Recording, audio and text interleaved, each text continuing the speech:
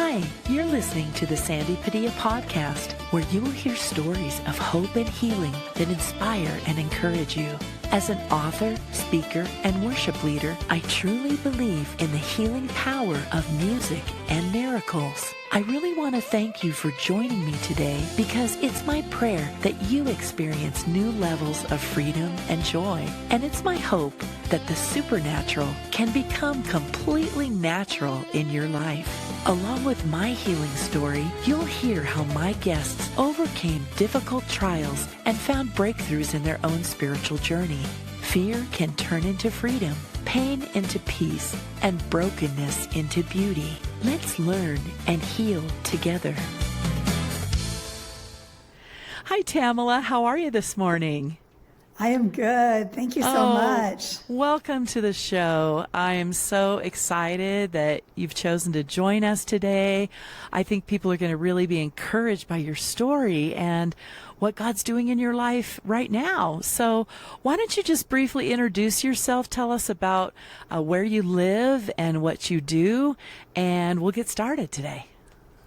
Yeah, my name is Tamala May. I am living in North Dakota, Fargo.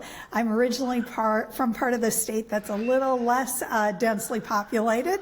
I grew up in a real rural area of North Dakota. Right now I work full-time as an oncology nurse practitioner. In my other job, I work full-time also as a Christian author, speaker, and then doing some ministry work as well as leading a single-parent ministry. Oh, that is wonderful. And is that at your church, at your local church, that ministry operates?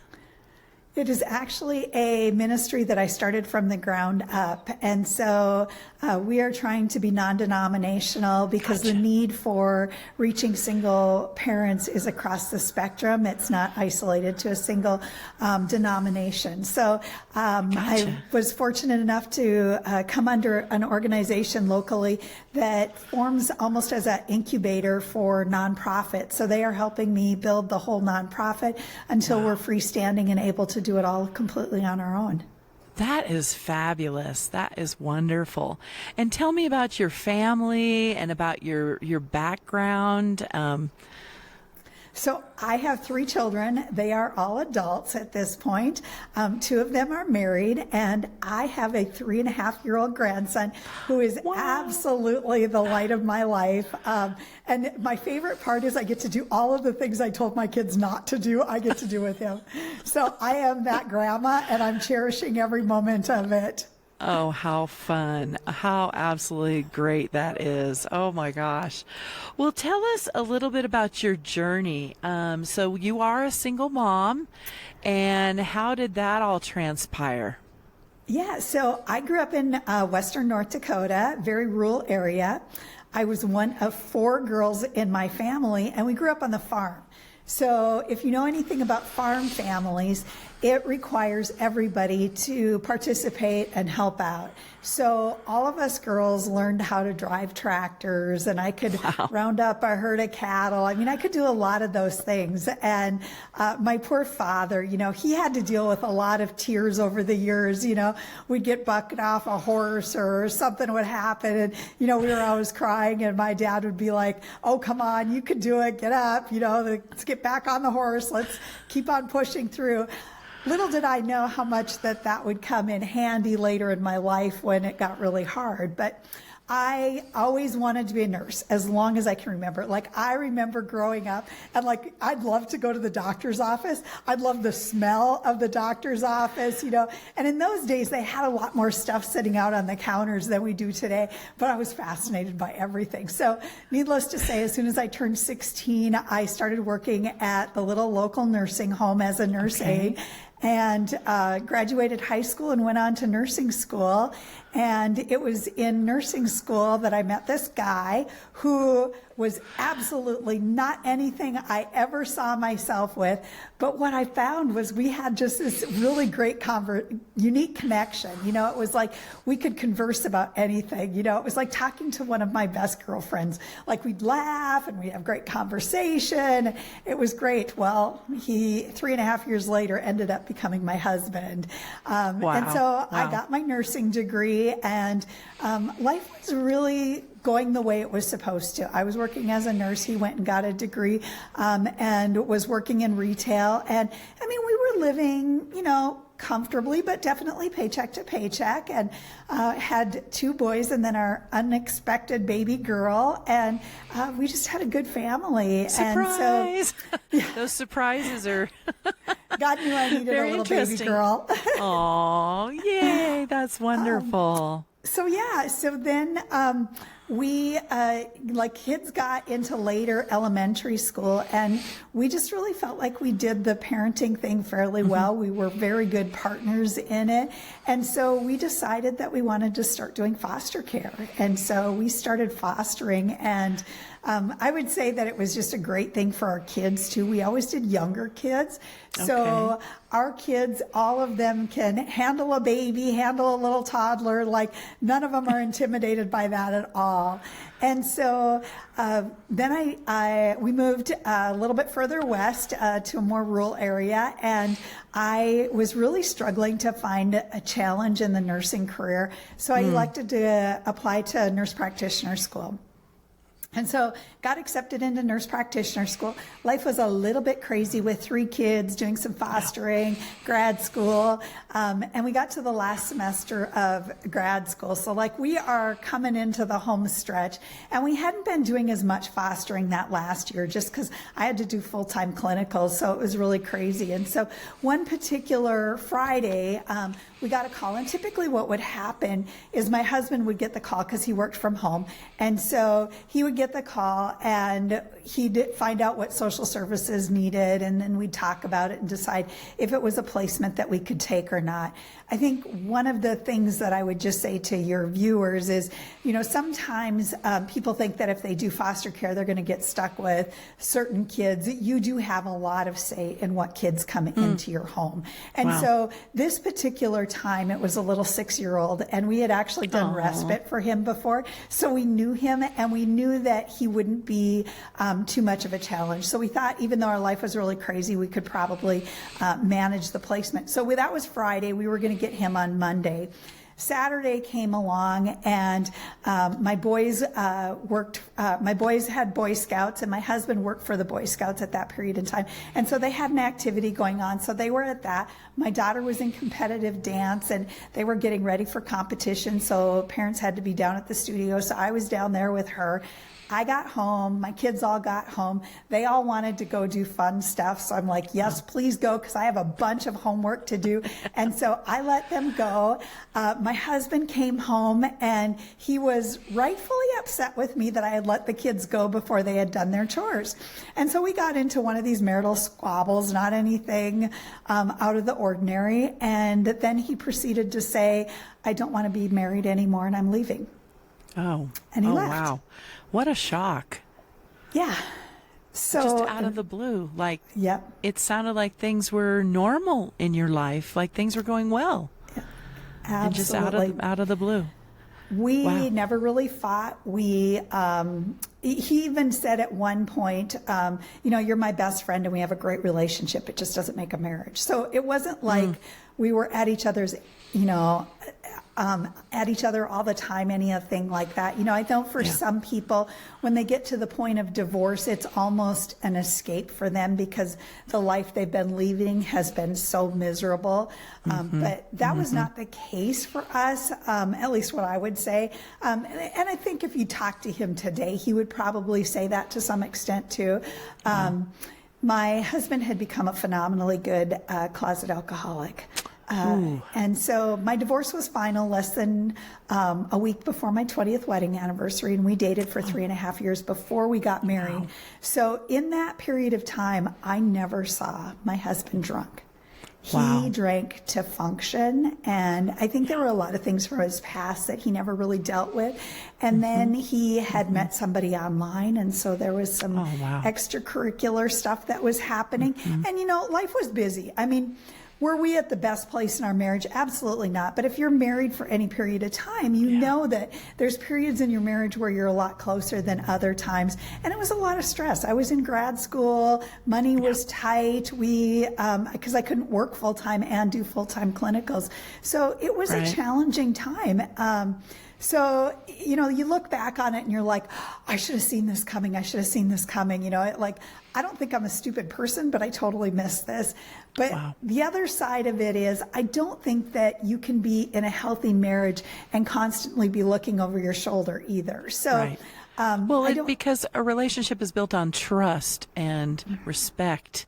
And these are foundational, so I'm really sorry that your marriage ended. That's a lot of years to invest into your husband, into your kids, and that's difficult. So how did the Lord come and meet you in those times? I'm sure you were discouraged, depressed, angry, fearful. How did you work through some of those things? What was the healing journey through recovering from the shock of a sudden divorce? So one of the things that I will say is the family that I came from is incredibly traditional. So my family does not get divorced. Okay. So this was totally taboo.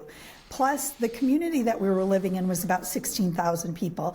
I had, because at this point I was getting done with school by the time we got to the divorcing thing, all of that. So I had a little bit of a presence in the community as a medical provider. His job made him a bit of a presence in the community. So there was a lot of shame, a tremendous amount of shame, plus the brokenness. I mean, I made a covenant with God that I was going to be married. I actually remember the day after I got married, and this sounds so crazy, but I mean, I was in love and I thought this was great and was happy and everything. But there was a part of me that went, oh boy, forever's a long time. I hope I did the right thing. I mean, there was a part of me that literally thought that, because you do this forever. And so I have never known I could cry that much. I mean, it was tears upon tears upon tears. And it was that deep pain from inside that no Tylenol, no ibuprofen, nothing like that is going to get rid of that pain. No. And it was such a dark season. And for people that are in that season, nighttime is so hard, right? The ideas come flooding in your head. And I mean, I would curl up in a ball and cry all night long and then try to pull myself together and do the next day. It was just so hard. And I was going to a church where I really wasn't getting fed very much. And so I was like, I need a different church, was one of the things. I needed to find God. I grew up going to church and, doing the confirmation and all of those kinds of things. But there's a total difference between doing all of those things, and now I had to rely on the Lord. I had to trust Him to get me through every day. My husband was not there anymore. I mean, I truly believe that we became one. I just lost half of myself. How do I do this?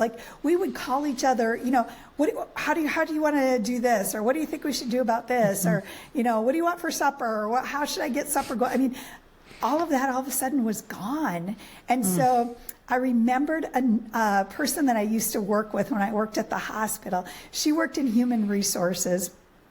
And during that season, this was before I went to grad school, I had worked in risk management. And so I got to deal with a lot of problems in the hospital. Needless to say, I was in HR a lot. And I'd come over to human resources and I'd be fired up. And she'd be like, well, let's just pray. And I'd be like, that is the last thing on my list right now, because I wasn't where I am today. Today, I would say that, not at that season.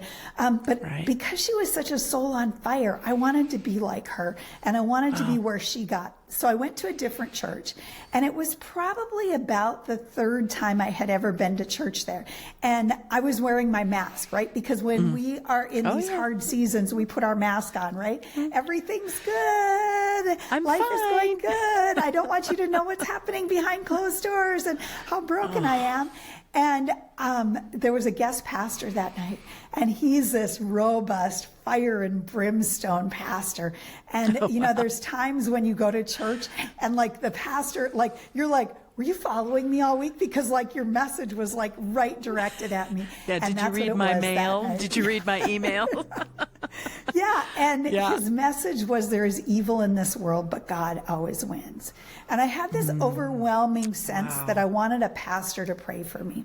And so the guest pastor gets done preaching, and he gives the microphone to the regular pastor. And I've been sitting there this time thinking, I think I'm going to stay afterwards and see if they'll pray for me. And so the regular pastor gets the microphone. Remember, he knows that I'm a nurse practitioner. He knows my name, and that's about it. He knows nothing of my backstory. And there's probably about 50 people in the church because it was like a Sunday evening service thing. Sure. And he comes walking over to me and he says, Tamala, I don't know what's going on in your life, but God has laid you on my heart, and I feel like you need prayer. Wow. I was just thinking I needed prayer from a pastor. Like, it was the first time something prophetic had ever happened to me like that. And it was unbelievable. But what that meant to me was it meant that God saw me. Yes. God saw me. He knew my hurt. He knew my pain. He knew my crying. He knew those nights when I'm at home crying by myself, all of that. And that started my whole healing journey emotionally. It was, and spiritually. It was a journey, but I found my place. Like God found me there, and that's the church I kept on going to. And I cannot even tell you the number of tears I cried, the number of altar calls I was at over the years. At one point I said to the pastor's wife, I feel like all I do is cry here. And she goes, honey, God gave you those tears. You just let them flow. And so that was the season that I went through. Wow. Wow. What an amazing comfort that is, that God meets us and he provides for us, right? He led you to that church and he brought you that friend in your life. And we need to be aware of what's happening and those signposts, right? You were directed there. You followed through on that prompting, like, I think I need a change. So God uses new people, situations, pastors, friends, prayer warriors. He uses all those things in our lives. It's incredible to think back on those days, isn't it? And how far you've come. And how does that impact your ministry now with single parents? How do you impart to people that they can trust God? What's the process? What are some scriptures that you anchor into, or some things that you remember that you tell them, remember this? Well, I think that I love that testimony that I just shared, because to me, it's a way of validating to people that God does see you. Sometimes, when we're in the midst of everything, it's hard to believe that God sees us and that God hears us. It was interesting. I write devotions also. So that was kind of my whole thing of how I came out of this season is I was at church every chance that I could. Sure. Sunday morning, Sunday evening, Wednesday evening, if there was a special service, if there was a Bible study, I was there every time that I could. But then I'd share with some of my friends. I'd be like, hey, I heard this, or I read this, or whatever. And then eventually it started evolving into writing devotions. And so the other day I actually just wrote a devotion on Psalms 13, because it was David, and he was crying out to God, and he's like, where are you, Lord? How long will this go? And that is what I say to single moms. When you are in the midst of it, where are you, Lord? How long do I have to endure this? And so that's part of what I want to share with single moms. But I also know that even though you are surrounded with your children and maybe busyness with school and things like that, it is an incredibly lonely season. And because my husband and I did get along, I mean, a lot of our raising kids was, hey, what do you think we should do with Johnny today? He's having trouble with this, or, this is what happened at school today. How do you think we should handle that? Now, all of a sudden, it's by yourself, and you don't have that. And I mean, I remember that. I remember those days. It was so, so hard. And so the single parent ministry that we're building and spreading is one of mentoring and one of being there and being a partner in this and helping that single parent get connected to different resources in the community. This is not to replace, there's great programs out there. This is not to replace any of that, because the thing is, by the time you get done working 1, 2 jobs, overtime, whatever you do to financially provide for your family, and then you make sure there's groceries and meals that are done and laundry that's done, how do you even begin to start figuring out what resources are available for you or what is out there in the community? There's no time in the day. And so that's what the mentoring program is for, is to help you know that you're not alone, help you find the resources that you need, and have that person to talk to and that shoulder to lean on. Right. It just brings to mind a story from my book, The Frequency of Healing. We lived in Seattle, Washington. I was driving my husband back and forth to work. We just had one car. And on the way home from dropping him off at work, my car stalled. Well, I'm in the middle of Puget Sound on this narrow bridge in the middle of this body of river, this lake, the Puget Sound, and my car stalls. And I literally in that moment just cried out to Jesus. I said, Jesus, help me. And within moments, I mean, this is amazing, a state trooper pulls up right behind me and helped me and restarted my car, and I got off the bridge and I got home. And it just, it's like, I picture, Jesus take the wheel, like our hands have to be off, right? And so we have to call out to him. So I love it that you're leading these single moms into a trusting relationship with Jesus, because he's trustworthy. Amen. So he said, I will be your help. I will be your comfort, and I care for you. Cast your cares on me because I care for you. So I just love that mentoring that you're doing in people's lives. Yeah. I think, back to your question about scriptures, one of my favorite Bible personalities, characters, people. I don't like to call them characters because I think that makes them sound fictional. And I think it's really important to know that these people are as real then as the people that are here today, right? And so one of my favorite people that I like to, when I speak, I talk about is Hannah. Hannah is my girl. Because Hannah didn't have what she was crying out for. So whether you're a single mom, whether you're somebody who's struggling with fertility, whether you're in a bad marriage, whether you're struggling financially, whatever, we're crying out, right? And we cry out and we cry out and we cry out, and we're like, we're not hearing God. And she gets to the point that she is crying out, and Eli thinks that she is drunk. She is crying out so hard. And I like to call that ugly cry. All of us girls have done that, right? The kind of cry.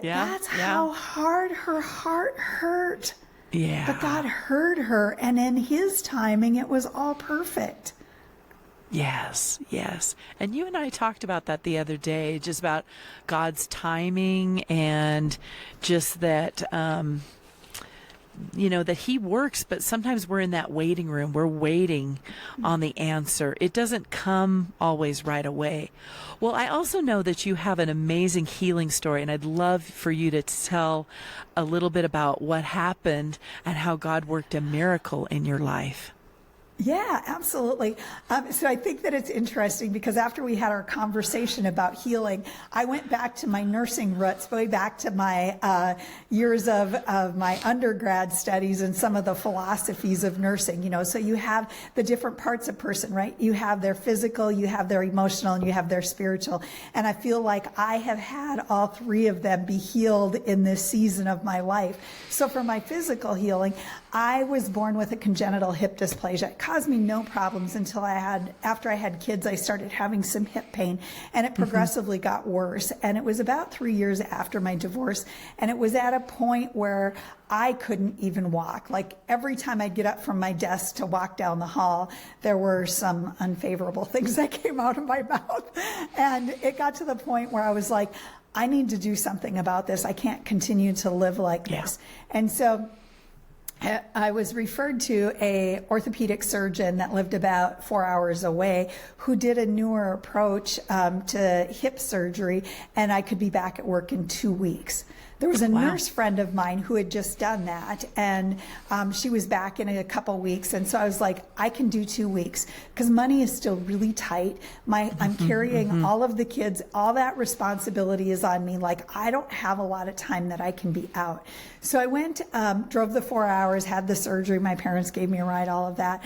Afterwards, the surgeon came in. He talked to me and he said, the bone was a little bit soft, so I banded it, but everything went great, and he sent me home. Well, that made sense to me because I'm asthmatic, so I've been on some steroids over the years. So the bone being soft did not sound surprising to me. And my nursing background, I knew that hip is solid, so you can go home and you can walk on it. If you can deal with the pain, you can push it. It's solid. It's cemented in there, right? So I have 2 weeks. 2 weeks is on my brain. I have to be back at work in 2 weeks. That's all I can afford to be off of work. And so a week out, I was walking a mile already. Like I was going to be the superstar in this. And it was a spring day, so it was nice in North Dakota at that time. And so I was walking, and I almost didn't make it home. My hips started hurting so bad. And I was like, well, that's really odd. And so I'm like, well, I'm just going to rest it for a day. So I rested it for a day. Still was hurting. So then I call one of my PA friends, because one of the advantages of when you're in the medical community is you got lots of friends in different specialties. So I call my ortho PA friend, her name is Kelly, and I'm like, hey, Kelly, this is going on. What do you think? And she's like, you probably just pushed it too much. You need to just chill for a little bit. So I took a couple more days off. Still wasn't getting better. So then I had to go back to the surgeon. Well, long story short, there was an intraoperative fracture that the surgeon did not tell me about, and all of the components had moved. So I was going to have a second total joint replacement. They were going to have to revise the entire joint. And so till I got back into his schedule, it was 4 weeks from the first surgery that I had a second total hip replacement. And I came home and I was the weakest I had ever been in my life. This time he didn't let me have any weight on it. I was on a total weight restriction on it. So I was on crutches, I was weak, I got home, and a couple days after I got home, it started draining. So now it's infected. So 2 more weeks, I have to go back and have a third surgery where they go in and they wash it out.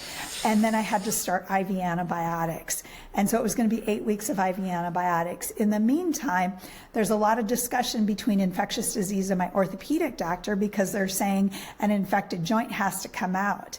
At this point, I'm like, I am done. You guys are done. You're not cutting on me anymore. I want to go to Mayo Clinic. So if you know anything about referrals to Mayo Clinic, it's a lengthy process, but they agreed to give me the consult.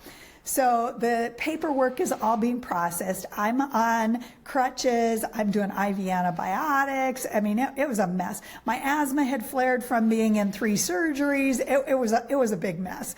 So anyways, in the meantime, I'm like, I was supposed to be out for 2 weeks. Like I had no more money for beyond 2 weeks. Now I've exhausted my short-term disability, my paid time off, everything.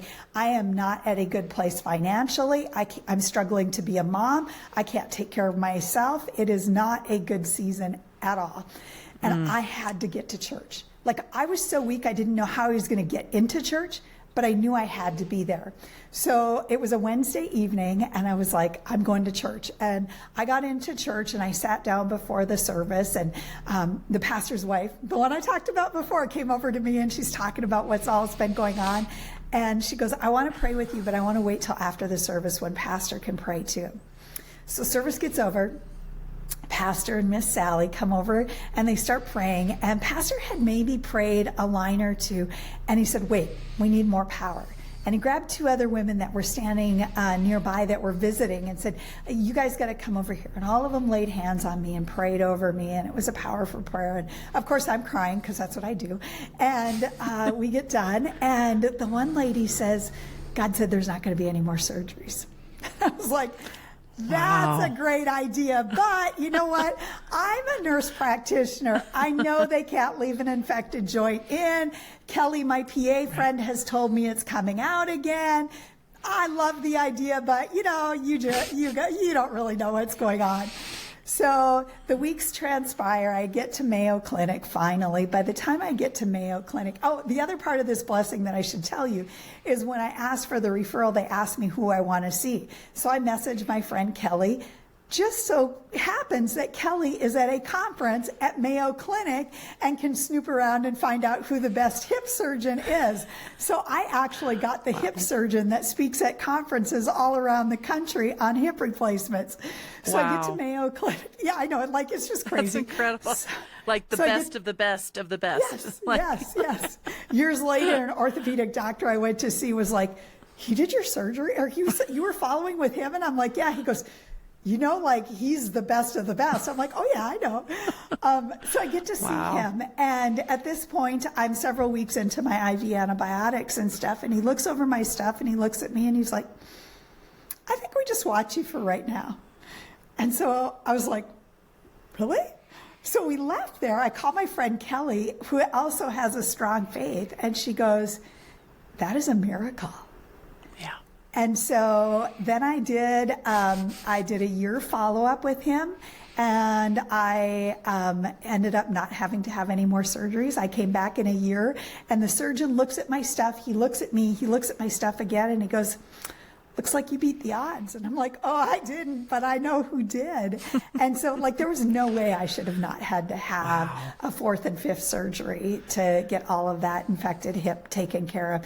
And then I was on antibiotics for about another 6 years, and then my stomach couldn't handle it anymore. Okay. And I've been off of antibiotics for several years, and nothing has come back. Like, it's complete healing. Praise the Lord. Oh, Jehovah Rapha, He's our healer. Amen. Yes. And He came in. He saw your need.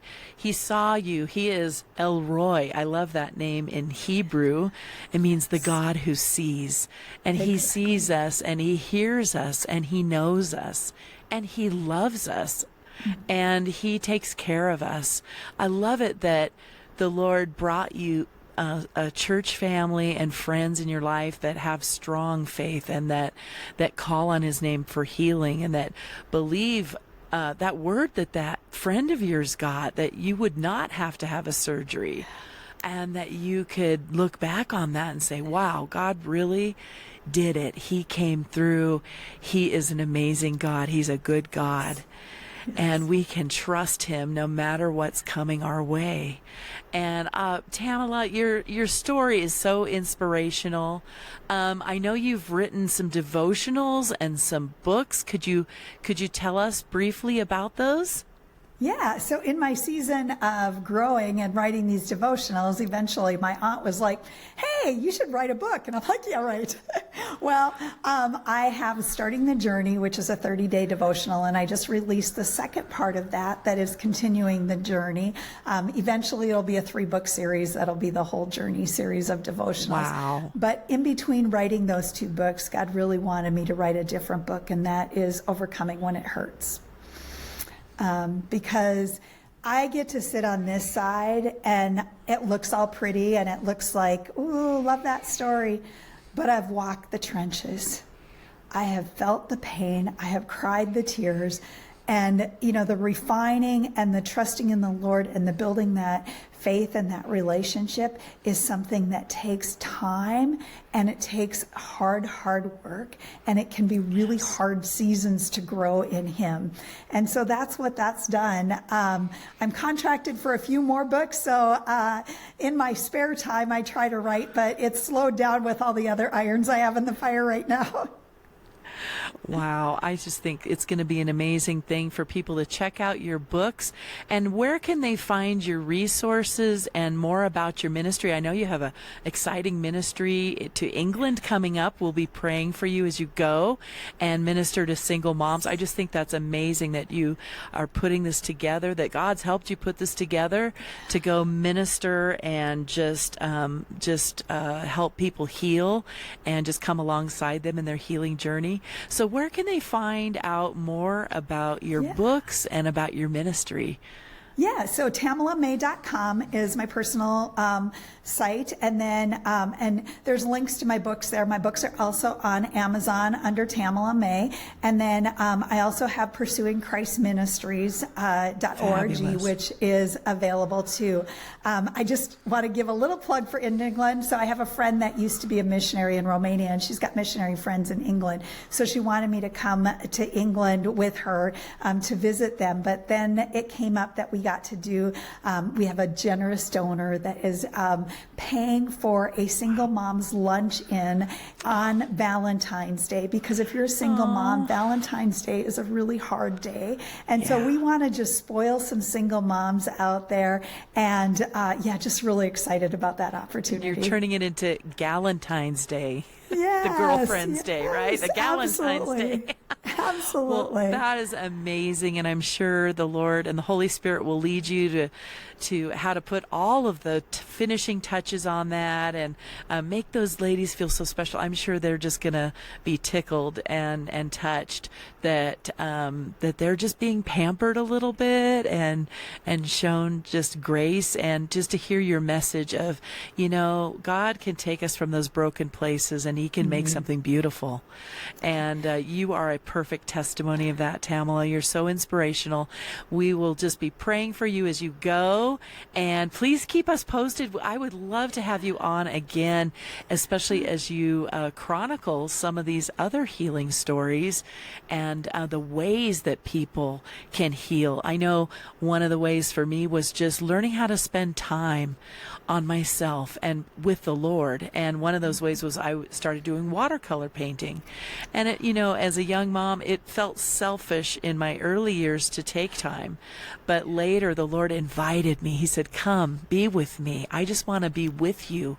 I don't want anything from you. I just want to be with you.